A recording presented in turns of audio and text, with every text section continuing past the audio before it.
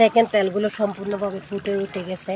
এগুলো পানি টেনে গেছে। এগুলা যেগুলা লতা পাতা দিয়েছিলাম, বিভিন্ন গোটা কাটে দিয়ে বিভিন্ন লতা পাতা দিয়ে তৈরি হার্বাল হেয়ার অয়েল।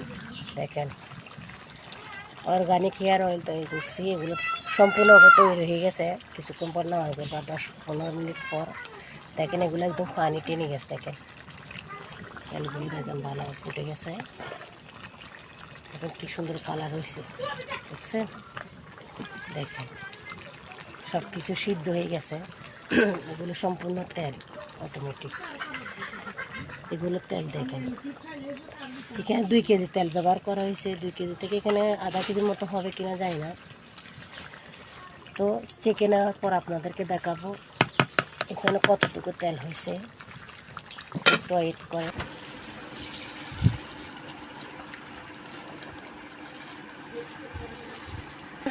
দেখেছো এতগুলা তেল হয়েছে। এগুলো সব কিছু লতা